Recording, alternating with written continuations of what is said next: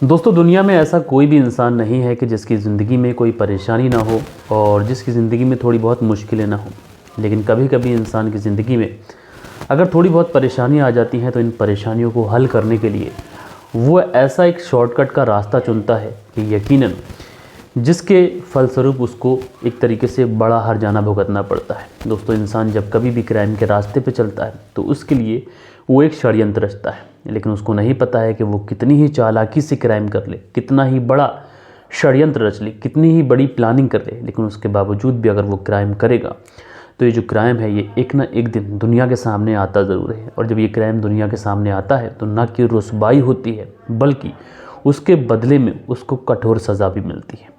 यकीनन दोस्तों, आज की घटना मैं आप लोग को सुनाऊंगा तो आप लोग हैरान हो जाएंगे। एक महिला जो अपने पति के साथ एक खुशहाल ज़िंदगी जी रही थी, किसी चीज़ की कोई कमी नहीं थी, 2 बच्चे भी थे और करोड़ों की संपत्ति, 45 करोड़ रुपए की लगभग इस महिला की संपत्ति थी और इसके पति का 3 करोड़ रुपए का बीमा भी था। लेकिन इस महिला को कुछ ऐसा होता है कि ये अपने ही घर में काम करने वाले एक राजमिस्त्री के साथ में अवैध संबंधों में आ जाती है और उसके बाद में ये अपने पति के साथ में जो षड्यंत्र रचती है, जो उस पति के साथ करती है, यकीनन दोस्तों आप लोग भी सुनेंगे तो एक बार को आप लोग हैरत करेंगे कि इस महिला के पास में आखिर ऐसी कौन सी चीज़ थी जिसकी कमी थी और जिसके बदले में इसने इतना बड़ा कदम उठाया। यकीनन ये कहानी आप लोग को हैरान कर सकती है, परेशान कर सकती है। तो दोस्तों, रात के 10 बज चुके हैं। मैं हूं आप सभी का अपना शाबेज़ मलिक और हाजिर हूं मैं आप लोग के सामने एक और क्राइम की कहानी को लेके, एक और क्राइम की घटना को लेके। दोस्तों, कल के दिन आप लोगों ने जो भी प्यारे प्यारे कमेंट्स किए हैं, सारे के सारे कमेंट्स मैं आज के इस वीडियो में पढ़ूंगा। अच्छा, बहुत सारे लोग ये भी बोलते हैं कि कमेंट्स पढ़ने की वजह से वीडियो लंबा हो जाता है। तो देखो, यहाँ पे सबसे अच्छी बात यह है कि कमेंट मैं वीडियो के लास्ट में पढ़ता हूँ, तो जो लोग कमेंट्स को सुनना चाहते हैं तो वीडियो के लास्ट में रुक सकते हैं।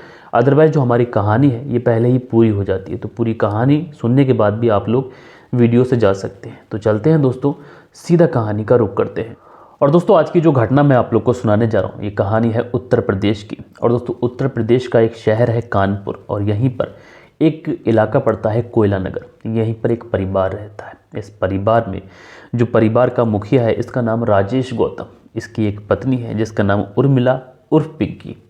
राजेश गौतम, इनकी उम्र 41 साल है और इनके 2 बच्चे भी हैं। पेशे से जो राजेश गौतम है ये एक टीचर है, लेकिन ये साथ के साथ में प्रॉपर्टी का काम करते हैं। अच्छा पैसा है, ऐसा रसूख है, अच्छा रुतबा है, बड़ी प्रॉपर्टी है, लगभग 45 करोड़ रुपए के आसपास की इनकी संपत्ति।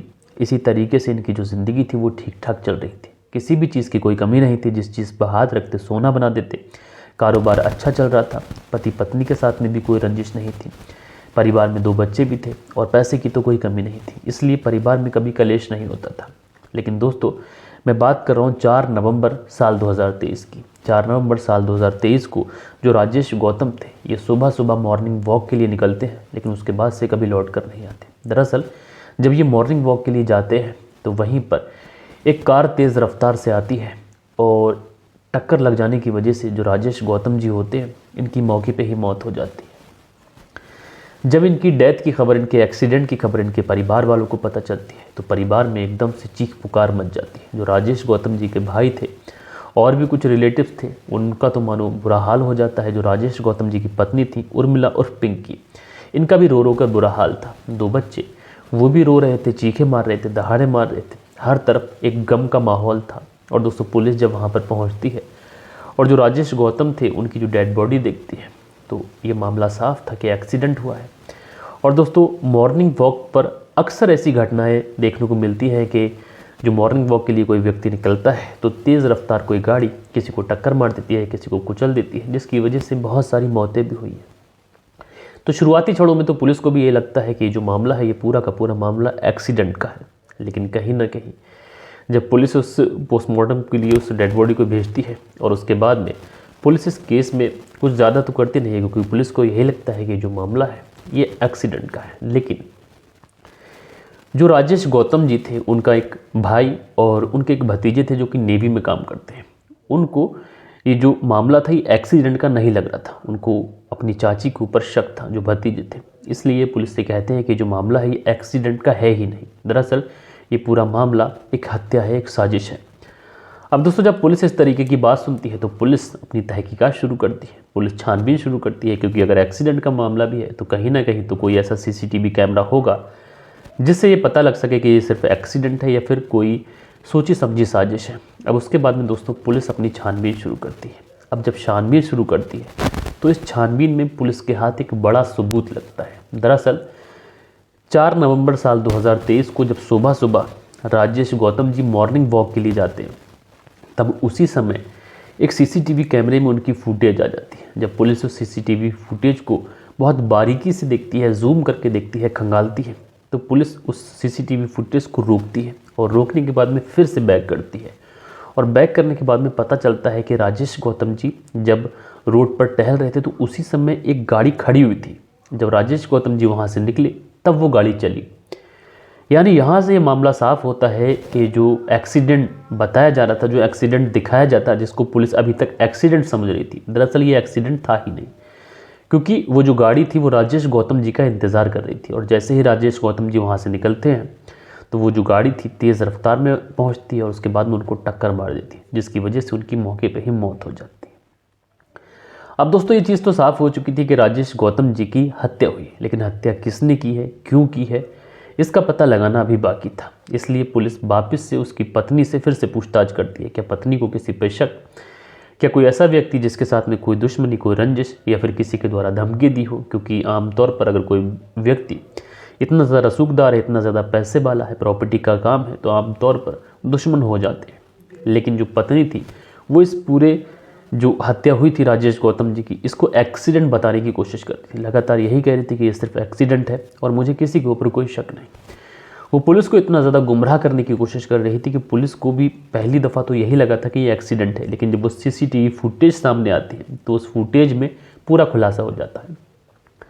अब दोस्तों पुलिस इस पूरे मामले को एक तरीके से हत्या का केस दर्ज कर इस पूरे केस में छानबीन शुरू करती है। पुलिस अपनी एक टीम का गठन करती है, कानपुर पुलिस, और उसके बाद में इस पूरे मामले को बहुत विस्तार से, बहुत बारीकी से इस पर छानबीन शुरू करती है। और उसके बाद में जब इस पूरे मामले में छानबीन शुरू की जाती है तो सबसे पहले जो राजेश गौतम जी की जो पत्नी थी उर्मिला उर्फ पिंकी, इनकी कॉल डिटेल निकाली जाती है। कहीं ऐसा तो नहीं कि इस उर्मिला को कुछ पता हो या फिर ये कुछ छुपा रही हो या फिर इसकी ही कोई साजिश हो। जब उर्मिला की कॉल डिटेल निकाली जाती है को तो 4 नवंबर सुबह सुबह जब डेथ हुई थी, जब एक्सीडेंट हुआ था, तब उस समय उर्मिला के फ़ोन पर एक फ़ोन आया था और उस पर कुछ सेकंड ही बात हुई होगी। लेकिन पुलिस के लिए ये बड़ा सवाल था कि आखिर जो फ़ोन आया था वो किसका था, क्योंकि उस समय सुबह सुबह फ़ोन आना कहीं ना कहीं पुलिस को उर्मिला की तरफ इशारा कर रहा था कि कुछ ना कुछ तो ऐसा है जो उर्मिला छुपा रही है। अब दोस्तों पुलिस जब उस फ़ोन की, उस नंबर की डिटेल निकालती है तो पता चलता है कि ये जो नंबर है ये किसी शैलेंद्र सोनकर नाम के व्यक्ति के नाम पर रजिस्टर्ड है। और जब शैलेंद्र सोनकर नाम के व्यक्ति का नाम आता है तो ये जो व्यक्ति है ये पेशे से, जब इसके बारे में पता लगाया जाता है तो पेशे से राजमिस्त्री है। अब जब पेशे से राजमिस्त्री है तो पुलिस सोचती है कि आखिर इनका क्या कनेक्शन, इसका फ़ोन आखिर इनके पास में क्यों आया, वो भी सुबह सुबह। इसलिए पुलिस शैलेंद्र सोनकर और उसकी जो पत्नी थी उर्मिला उर्फ पिंकी, इन दोनों को अरेस्ट करती है और इन दोनों को पूछताछ के लिए थाने लेके जाती है। और जब इन दोनों से पूछताछ की जाती है तो शुरुआती क्षणों में तो ये लोग पुलिस को गुमराह करने की कोशिश करते हैं, पुलिस को इधर उधर की बातें बताते हैं। लेकिन उसके बाद में आखिरकार जब पुलिस इनसे थोड़ी सी भी सख्ती दिखाती है तो ये पुलिस की सख्ती के सामने दोस्तों टूट जाते हैं। और उसके बाद में ये दोनों पुलिस को एक कहानी सुनाते हैं, और कहानी ये सुनाते हैं कि साहब साल 2001 वो समय था कि जब ये शैलेंद्र सोनकर, जो कि राजमिस्त्री का काम करता था, और जो राजेश गौतम जी थे ये एक तरीके से कंस्ट्रक्शन का भी साइड इन्होंने ले रखी थी, तो घर बनाने का काम जो था वो शैलेंद्र सोनकर नाम को व्यक्ति को दिया था। ये पेशे से राजमिस्त्री था, इसी वजह से ये राजेश गौतम जी के घर अक्सर आता था। जब ये राजेश गौतम जी के घर पे आने लगा तो इसकी जो नज़दीकियाँ थी उनकी पत्नी उर्मिला उर्फ पिंकी से बन गई। अब जो इन दोनों के बीच में नज़दीकियाँ बनती हैं तो इन दोनों का जो एक तरीके से जो प्यार था, जो इन दोनों की मोहब्बत थी, ये परवान चढ़ती है। और दोस्तों अब ऐसे संबंधों के एक ऐसे समंदर में ये लोग खो जाते हैं कि जब भी जो राजेश गौतम जी घर पर नहीं होते, ये जो व्यक्ति था ये इनके घर पे आता और इन दोनों के बीच में शारीरिक संबंध बनते हैं। जब इन लोगों के बीच में अवैध संबंध बन जाते हैं और दोस्तों उसके बाद में इस बात का पता राजेश गौतम जी को चल जाता है, क्योंकि दोस्तों कहते हैं ना कि इश्क और मुश्क ये चीज़ें ऐसी हैं कि छुपाए से भी छुपती नहीं है। और आखिरकार इनका खुलासा होता है और राजेश गौतम जी को अपनी पत्नी के ऊपर शक हो जाता है। जब अपनी पत्नी के ऊपर शक होता है तो इस बारे में वो अपनी पत्नी से जिक्र भी करते हैं। इस बात को लेकर इन दोनों के बीच में काफ़ी ज़्यादा झगड़ा होता है, काफ़ी ज़्यादा तकरार होती है। आखिरकार जो राजेश गौतम जी होते हैं ये एक फ़ैसला करते हैं कि जो शैलेंद्र सोनकर है, जो प्रेमी है उनकी पत्नी का, उसका घर आने पर ही बैन लगा देते हैं, यानी वो अब व्यक्ति घर नहीं आ सकता था। लेकिन जो पत्नी पिंकी थी, यानी उर्मिला और पिंकी और शैलेंद्र सोनकर, इनको एक दूसरे की आदत इस कदर लग चुकी थी कि ये दोनों अब एक दूसरे के बिना रह नहीं सकते थे। इसलिए ये अक्सर फ़ोन पर बात करते हैं और जब फ़ोन पर बात करते तो इन दोनों में अगर मिलने मिलाने की कोई बात होती तो बीच में पति आता। दरअसल जो उर्मिला और पिंकी थी, इसकी बड़ी प्लानिंग थी। ये अपने पति की पूरी संपत्ति हड़पना चाहती थी और उसका 3 करोड़ रुपए का एक बीमा था। वो सोच रही थी अगर एक्सीडेंट होगा तो वो 3 करोड़ रुपए का बीमा भी उसको मिल जाएगा। इसलिए ये अपने प्रेमी के साथ मिलकर एक साजिश रचती है। वो कहती है कि क्यों ना हम लोग राजेश गौतम को ही रास्ते से हटाते हैं, उसके बाद हमारा जो कांटा है ये भी निकल जाएगा और उसके बाद हम लोग शादी कर लेंगे। उसके बाद में जो राजेश गौतम की जितनी भी 45 करोड़ रुपए के आसपास की संपत्ति है और उसका 3 करोड़ रुपए का बीमा, ये सारा का सारा हमारा हो जाएगा। उसकी सारी जितनी भी कंस्ट्रक्शन की साइड है ये सारी हमारी हो जाएंगी। उसके बाद में हम लोग एक बड़ी कंपनी बनाएंगे और उसके बाद में हम लोग ऐश से अपनी ज़िंदगी गुजारेंगे। लेकिन दोस्तों उसके बाद ये पुलिस की गिरफ्त में आते हैं और पुलिस की गिरफ्त में जब ये सारे राज ये लोग कबूलते हैं, ये अपना जुर्म कबूलते हैं, इकरार जुर्म करते हैं, उसके बाद में जो शैलेंद्र सोनकर है इससे पूछताछ की जाती है। तो बकौल शैलेंद्र सोनकर जो प्रेमी है, उसने जो पुलिस के सामने जो मीडिया को बताया, उसने ये बताया कि साल 2001 में मैंने इनका मकान बनाया था। लेकिन जो राजेश गौतम जी थे ये अच्छे व्यक्ति नहीं थे, उसने ऐसी बातें मीडिया को बताई और इनके ऊपर मेरा कुछ बकाया बाकी था, ये मेरा पैसा भी नहीं दे रहे थे और इस सब में भाभी हमारी मदद करती थी। और जो राजेश गौतम जी थे ये भाभी को अक्सर मारते पीटते। खैर मेरा उससे कोई लेना देना नहीं था, लेकिन जो भाभी थी ये राजेश गौतम जी से तलाक चाहती थी और ये तलाक लेना भी चाहती थी, लेकिन इनके जो परिवार वाले थे ये तलाक लेने के लिए राज़ी नहीं थे। और इसी बीच में मेरा उनसे अटैचमेंट हो जाता है और ये जो पूरी प्लानिंग थी मर्डर की, ये उर्मिला उर्फ पिंकी ने बनाई थी। मैं अक्सर इसे टालता रहा, लेकिन जो उर्मिला उर्फ पिंकी थी ये लगातार मुझ पर फोर्स करती गई। उसके बाद में हमने एक ड्राइवर को हायर किया, एक ड्राइवर को हमने बुक किया जिससे एक्सीडेंट करना था और इस पूरे मामले में हमने उसे 2.5 लाख रुपए दिए थे। इसमें शैलेंद्र सोनकर का एक चचेरा भाई जिसका नाम विकास सोनकर था, जो कि चचेरा भाई था, वो भी इस पूरे प्लान में शामिल था। उससे पूछताछ की जाती है तो उसने बताया कि मेरा जुर्म सिर्फ इतना है कि मुझे राजेश गौतम जी की पहचान कराना थी और उसके बाद में जब एक्सीडेंट किया तो उनकी कार का पंचर हो गया। तो उसके बाद में जो शैलेंद्र सोनकर है उसे मैंने अपनी कार में बिठाला था। इसके बदले में उन्होंने मुझे जो ये राजेश गौतम जी हैं उनकी हत्या के बाद में जो पूरी प्रॉपर्टी मिलेगी, उसके बाद में जो लोग कंपनी बनाएंगे तो उस कंपनी में मुझे आधा पार्टनर बनाने की बात कही गई थी। जब दोस्तों इस तरीके का खुलासा होता है, यकीनन दोस्तों पुलिस भी हैरान थी, परेशान थी कि आखिर एक महिला जिसके पास में किसी भी चीज़ की कमी नहीं थी, उसका पति जो कि करोड़ों का मालिक था, उसके 2 बच्चे भी थे, परिवार में किसी चीज़ की कोई कमी नहीं थी, लेकिन उस राजमिस्त्री के अंदर उसने ऐसा क्या देखा कि उसके साथ अवैध संबंधों में आ गई और उसके बाद में उसने कुछ ऐसा किया कि जिसको आज के समय में सोशल मीडिया हो, प्रिंट मीडिया हो, हर जगह अखबारों में जब ये खबर आ रही है तो हर कोई हैरान है, परेशान है कि आखिर एक महिला अपने पति के साथ में ऐसा कैसे कर सकती है। बहरहाल दोस्तों जो उर्मिला उर्फ पिंकी थी, इसी की तहरीर पर इसे और इसके प्रेमी जिसका नाम शैलेंद्र सोनकर और उसके चचेरे भाई विकास सोनकर, इन तीनों को गिरफ्तार कर पुलिस जेल में भेजती है और आगे की जो कार्रवाई है पुलिस अपनी जांच के आधार पर करेगी। कौन कितना दोषी है उसे उस प्रकार से सज़ा दी जाएगी। बहरहाल दोस्तों आप लोग इस पूरी घटना को किस तरीके से देखते हैं, अपनी राय नीचे कमेंट्स बॉक्स में ज़रूर से ज़रूर बताएगा। और दोस्तों कल के दिन जिन लोगों ने भी कमेंट्स किए थे, अब वक्त होता है उन लोगों के कमेंट्स पढ़ने का। सो दोस्तों हमारे वीडियोस पे जो कल के दिन कमेंट्स आए हैं, ये कमेंट्स आया है निखिल सहानी करके आईडी है और ये लिखती हैं, हेलो सर, मैं निखिल की माँ आपकी कहानी रोज़ सुनती हूँ। भैया मुझे कहानी सुनना बहुत पसंद है क्योंकि पहले मेरे बाबा कहानी सुनाते थे और अब आप सुनाते हैं, कुशीनगर ज़िले से। तो निखिल की माँ आपका बहुत बहुत धन्यवाद और मैं आपका बहुत आभारी हूँ कि आपने समय निकाल कर हमारे चैनल पे कमेंट्स भी किया और लगातार आप हमारे व्यूवर्स हैं, तो दिल से मैं आपका अपने चैनल पर स्वागत करता हूँ। उसके बाद में जो अगला कमेंट्स है AS 617 कर लिखते हैं, शाबिज़ मलिक जी आपकी कहानी सुनाने का जो अंदाज़ है ये बढ़िया है और हिंदी भाषा पर आपकी जो पकड़ है ये एकदम शांत तरीके से पूरी बात बताते हैं। दुनिया में कैसे कैसे लोग रहते हैं, हवस लालच इंसान को सोचने की जो ताकत होती है उसको ख़त्म कर देती है। आप अपनी सेहत का ख्याल रखें। शुभकामनाओं के साथ शुभरात्रि। अनिल सालुंखे, मुंबई महाराष्ट्र। तो अनिल जी आपका बहुत बहुत धन्यवाद, आप इतना प्यारा कमेंट्स करते हैं। उसके बाद में सुबोध कुमार जी हमेशा की तरह अपना प्यारा कमेंट्स करते हैं। उसके बाद में रजनी है, रजनी लिखते हैं नाइस स्टोरी। उसके बाद में अगला जो कमेंट्स है ये प्रकाश राज हैं, लिखते हैं ये कहानी पहले मैंने सुना था, फिर भी आपकी आवाज़ में दोबारा सुना। गॉड ब्लेस यू, बेंगलोर से। तो प्रकाश राज बेंगलोर से हमारी कहानी सुनते हैं, आपका बहुत बहुत धन्यवाद। उसके बाद में जो अगला कमेंट्स है ज्ञान सिंह जी का है। ज्ञान सिंह जी लिखते हैं मलिक साहब, आई एम 60 ईयर ओल्ड। मैं सोचता हूँ उम्र में ये सब लोग कैसे कर लेते हैं। अच्छा ज्ञान सिंह जी, मैं समझता था कि पहले आप 30 से 32 साल के कोई व्यक्ति हैं, लेकिन अब आपके लिए जो रिस्पेक्ट है ये और ज़्यादा बढ़ गई, क्योंकि आपकी जो एज है वो 60 ईयर्स है। इसलिए मैं आपका बहुत बहुत शुक्रगुजार हूँ कि आप हमारे चैनल पर अपना प्यार बना रहे हैं। खासकर सबसे अच्छा जब लगता है कि जब बुज़ुर्गों का प्यार भी हमारे चैनल पर लगातार बन रहा है। उसके बाद में नासिर पठान जी हैं, ये लिखते हैं सर आप बहुत अच्छी तरीके से कहानी समझाते हैं। तो नासिर पठान जी आपका बहुत बहुत धन्यवाद। उसके बाद में अनुज गोदारा जी हैं, ये लिखते हैं सर बहुत अच्छी कहानी है, आपकी तबीयत भी कुछ ठीक लग रही है, आपकी आवाज़ से ऐसा मालूम होता है। तो अनुज गोदारा जी पहले से थोड़ा बेटर फील कर रहा हूँ, आपका बहुत बहुत धन्यवाद कि आप लगातार हमारे साथ बने हुए हैं। उसके बाद में गौतम मेहता हैं, ये लिखते हैं हर जगह हैरान परेशान वर्ड फिट नहीं होता, बाकी जो कहानी सुनाने का जो अंदाज़ है ये शम्स भाई के जैसा है।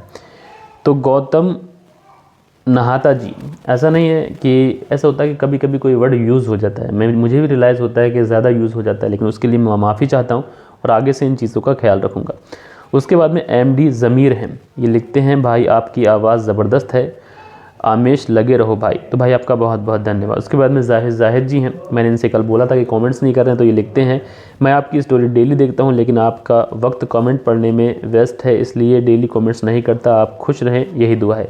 तो जाहिद जी, मैं पहले कहानी सुनाता हूँ, उसके बाद कमेंट्स पढ़ता हूँ। तो जो लोग कमेंट्स सुनना पसंद करते हैं वो लास्ट में रुकें, बाकी लोग कहानी सुनकर अपना काम काज कर सकते हैं। उसके बाद में कुंदन पाल जी हैं, लिखते हैं मलिक सर आपसे एक बात कहना चाहूँगा, मैंने बहुत से लोगों की क्राइम स्टोरी सुनी है, लेकिन आप हिंदी इतनी साफ़ और इतनी किसी की नहीं है। मैं पुणे उत्तम नगर से आपकी कहानी सुनता हूं, तो भाई आपका बहुत बहुत धन्यवाद। उसके बाद में जो अगला कमेंट्स है ये HW बाडी करके है, ये लिखते हैं। उसके बाद में शहाबुद्दीन जी अपना कमेंट्स करते हैं। उसके बाद में अजय कुमार जी अपना कमेंट्स करते हैं। उसके बाद में